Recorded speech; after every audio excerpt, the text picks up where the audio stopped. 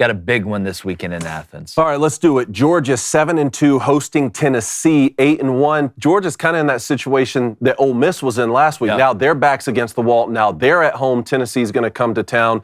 -9 right now on the spread. Open at -8.5. It's -9 Georgia, over under 48.5. And I've seen this, and you know, we always look at spread movement. We love talking about betting here, and there's a method to the madness on why these moved. It started out at 8, I believe you said. It jumped all the way up to 10.5. Now it's back down to 9. I want to get to the question at quarterback for Tennessee, because that's what a lot of people are going to be discussing this week. But like you set the scene for what this means, and we got a great new segment called What They Need that we're going to talk about individual teams. But when you look at Georgia, this is an elimination game.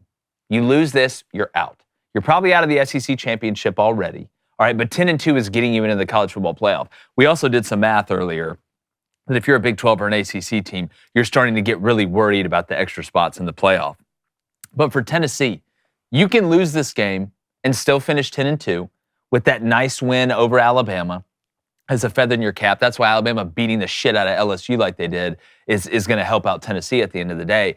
But if you're Tennessee, you win this one, you're pretty much locked into an SEC championship game appearance, and you control your own destiny when it comes to the conference championship and the college football playoff berth. As far as the schematics of this game, the similarities of this team these two teams are shocking to me. This is as similar a matchup from a what are you good at, what are you struggling at. This is one of the most similar ones that we've had. Everybody's going to be talking about that Tennessee vaunted defense, which I think they're the best defense in the country. I'll continue to say that. Going up against a Georgia offense that is struggling. And we were talking about this before we came on here. Got to call a spade, man. Georgia's not that good offensively. And Carson Beck isn't elite enough to make up for not having elite pieces around him. Everybody needs help. Some guys need it more than others. And Georgia right now, they're just not great offensively. They're an okay offense. That's how it's going to be. That's who they are right now. It's the defensive matchup on both sides that I think is going to dictate this game. That's why I like the under. So then you look at what is the main thing a defense can do outside of just getting stops. It's turnovers. Who has turned the ball over more? Georgia has really struggled with turning the ball over and Carson Beck. Being at home is going to help, but with Tennessee, is Nico healthy? Because if Nico's not healthy, all due respect to the backup, you're not taking the mayor's kid into Athens and putting up 28 points. Even if Nico is healthy, I think they'll be lucky to break 21. But this game, to me, if you have you trouble with turnovers, all right, your quarterback may be hurt, the other one's struggling, it's going to come down to the same thing I said it was going to come down to the Alabama-LSU game, and it was right. It's the run game. Who can protect the quarterback with a good run game?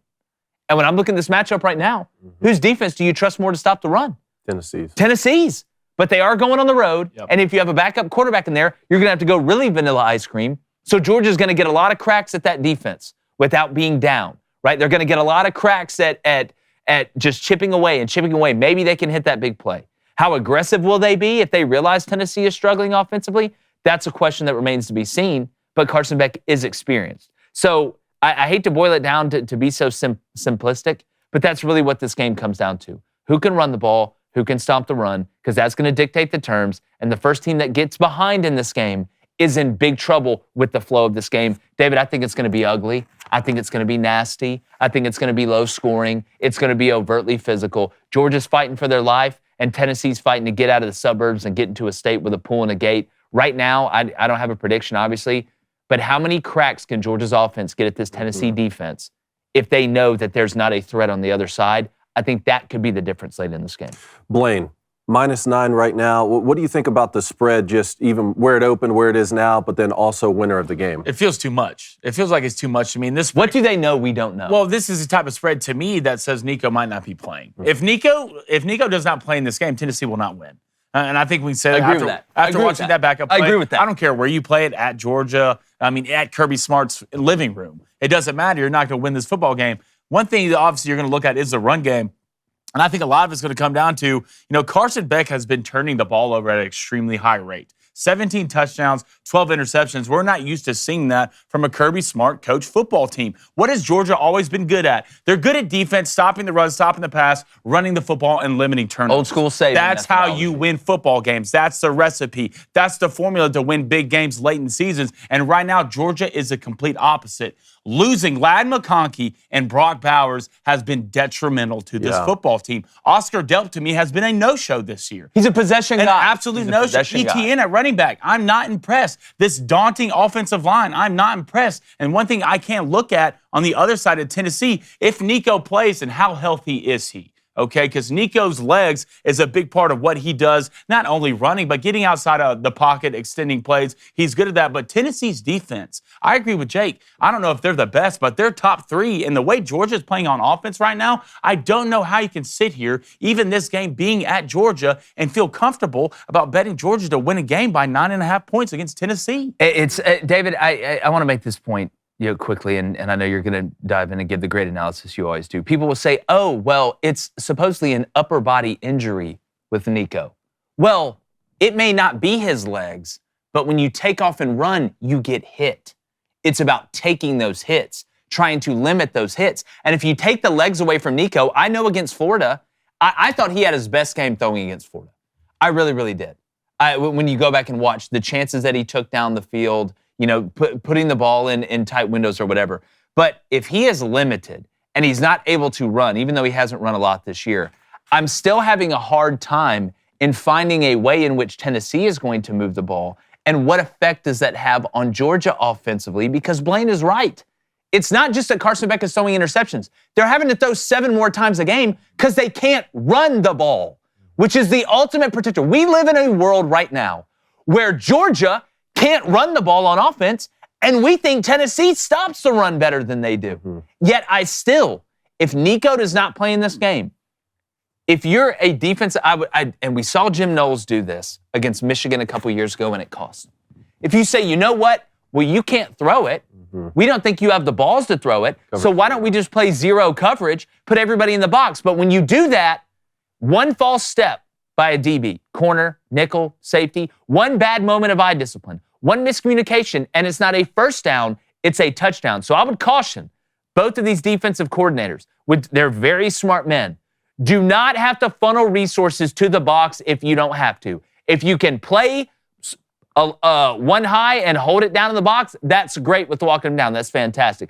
You need to go to 2 high at some points, though, and protect yourself, especially on 3rd and shorts and 2nd and shorts. Because if I'm an OC in this game, and by the grace of God, we get to 2nd and 2, that's when my shot's coming. Because they don't think I'm going to do it.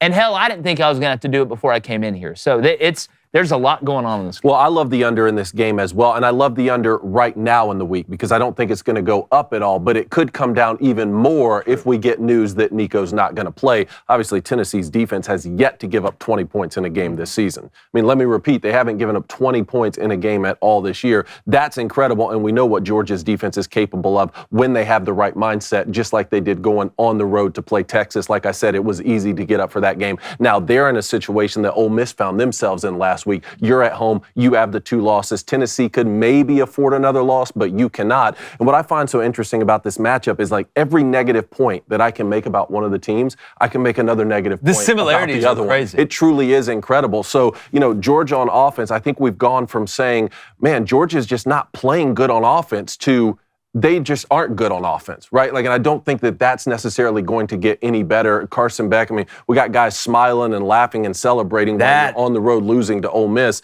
That right there needs to be studied by itself. But Kirby Smart's the ultimate motivator. They are going to be at home. Then on the Tennessee side, not only is Nico banged up, but even if he does play, we've seen him make plenty of mistakes too. I agree with you, Jake, that I think this is the Dylan Sampson show. How great can he be in this game? And if he plays well enough, if he goes for 150 and a couple touchdowns and Tennessee takes down Georgia, which they hadn't really been able to get over that hump. We were talking about Ole Miss and Lane Kiffin last week. Tennessee needs to get over that hump, even though this may not be a must-win game. All of these getting close to the end of the season, you need to win. If Dylan Sampson really shows out and he's the reason that Tennessee goes on the road and beats Georgia, is it time to start putting him in the Heisman Trophy conversation? I think we got to look at the numbers. It's just going to be hard for a running back to win it when you look at Genty's numbers if it's not him. I think it's a quarterback award. I'll continue to say it. I don't think it's going to go to anybody but a quarterback, and Dylan Gabriel right now, even with the loss, I think Cam Ward is still in it. We'll see how that finishes. Dylan do- Sampson right now, 1,100 yards, 20 TDs. Yeah, I do want to bring this up because you've brought this up multiple weeks and they still won't commit to it. And I don't know Say it. why. I was just about to say it. Say it. Georgia's offense is at best when they're going up tempo. They are. I don't understand. And I don't want to sit here and rant. Now, Mike Bobo knows a ton of offense. The staff they have over at Georgia is fantastic. And we second-guess coaching staffs on here. That's part of it. That's part of the deal. They second-guessed them when I made mistakes, right? Hindsight's always 20/20.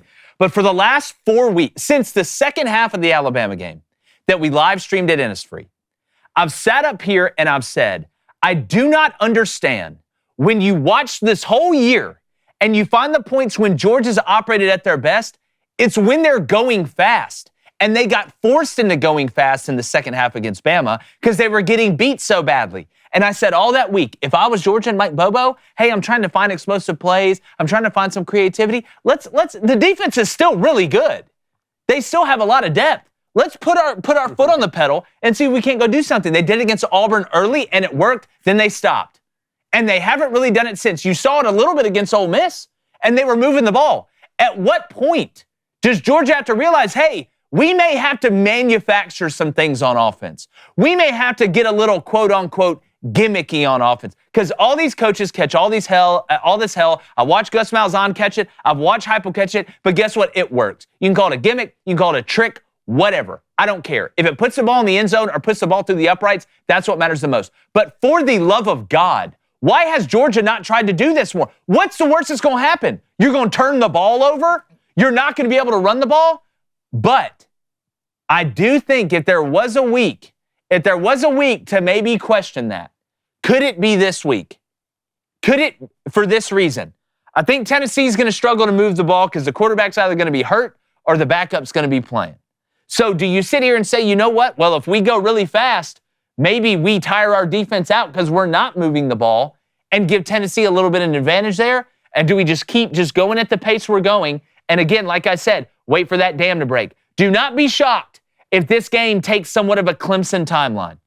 If this game looks a little bit like the Clemson game to open the year for Georgia. Stagnant first half, low-scoring first half, eventually that second half, the dam breaks. The team that has to win it, the dam breaks. Going against that Tennessee defense, and maybe you kind of lessen it if you're out there going fast all the time. But, I mean, at some point, you got to do something. I've been sitting here screaming it for 4 weeks. Screaming it. And I'm not a Georgia fan, but y'all's ass won't do it. Y'all got beat by Ole Miss the way y'all beat people. Teams can line up and beat you with vanilla ice cream now. So if everybody can win with vanilla ice cream, at some point, put some chocolate syrup on that damn thing. Put some sprinkles on it. I don't know. Put a candy in there. Something's got to change for Georgia, and you've got a little bit of a sliver of it. I don't understand why. All right, let's taste the Friends, family, chat, what is up? Hit that like, hit that subscribe button. Happy Veterans Day today. We're going to start the day off with a $10 donation from Bentley. Thank you, Bentley. I'll be honest, gents, this UGA team is the most confusing UGA team I've experienced in quite some time. The only real way I can lean for UGA to win versus Tennessee is just like Cone said, they can't lose now, and teams are a lot more dangerous when their back's up against the wall. Well, and we've seen Georgia rise to the occasion. I mean, that's what makes... Obviously, talking about who's going to make the playoff and what this tiebreaker is and whatever, that's fun and fascinating to talk about. But what I find most fascinating is who's going to rise up and nut up and cowboy up and be able to come in and put on a great performance like we saw Ole Miss did against Georgia, like we saw Alabama do against LSU when it matters the most. And I know this Georgia team, and Bentley, to your point, is not what you're used to seeing.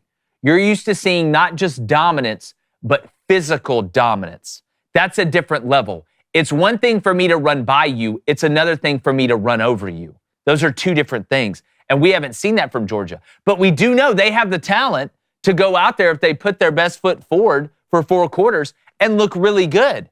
But it's the consistency argument again. That's what we're looking for in college football right now. Who consistently can rise to the occasion. Maybe Georgia will. Their back's against the wall, and we're going to sit here and break it down and talk about it. But never forget, Georgia's got some damn good players. They just don't have all the best ones. That's the difference in what you're seeing. Let's go to St. Double K's. As a UG fan, we're going to get dog walked by Tennessee. Beck can't get it done. You need a guy who can make up, and he can't. And Bobo couldn't coach himself to not piss his pants on a toilet seat on a Saturday night. Again, that's what I was thinking too. And then you offset that by saying Tennessee 3 weeks in a row got shut out in the first half of their games. And then the fourth one, they scored 7 in the first half. Yeah. I mean, they've got their own problems. And I've seen this on social media too, and I love our Texas fans that follow us here. But I see all these Texas fans talking shit about Georgia. What? Georgia punked y'all at home. Mm-hmm. At home. I don't want to hear any slander about Georgia from anybody at Texas, because I'm telling you right now, I don't think Texas is a top 5 team in the SEC, at least right now. And that'll be a discussion, for later. But the way I'm looking at it is, if you're Georgia and you are caged, and look, you put the backup in, it's not going to be a lot better. Carson Beck's the best one you got right now. No, Georgia just doesn't have the guys on offense. They don't. They don't have the names we're used to seeing. Well, if Carson Beck had Brock Bowers and Ladd McConkey and these other guys, he would look like a hero because he had elite pieces around him. The difference with Stetson Bennett was a damn good quarterback. You could argue whether he's elite or not or whatever. But Stetson had a lot of weapons around him, and he knows how to use them. If you put Stetson Bennett on this Georgia team, I don't think it's much better. But I can sit here and say that Stetson could create a lot better with than his legs. Beck. With his legs, and that's the difference. If I was a head coach in today's game, I don't know how you don't have a dual threat quarterback. I get it. There's a place for, the NFL's. It's changing a little bit. It's a little bit different. But having a dual threat quarterback just as a defensive guy, even if he's not a great thrower, like Jalen Milroe scares me so much more than Carson Beck ever could. Scares me more than Quinn Ewers ever could. Because I'm having to, you don't even have to be elite at one thing. You don't need to be an elite runner or an elite thrower. If you're really good at both, it's an absolute problem. It's an absolute problem. Let's go to Wesley Gary. He says, Bobo, as long as he keeps running up the middle, the dogs are doomed. I hate that my mother-in-law, who's almost 80, knows exactly what plays are coming each Saturday. Well, okay, I understand your frustration, but what's your solution? You don't think they've tried to run it on the edge? Not up tempo. You don't think they've tried to do speed sweeps and get the ball? They've tried everything in the run game. Here's the problem. You're just not great at run blocking. That's it. You can run it inside, you can run it outside, you can run it in between, you can run it over the top or run it underneath. It's not working because you struggle blocking.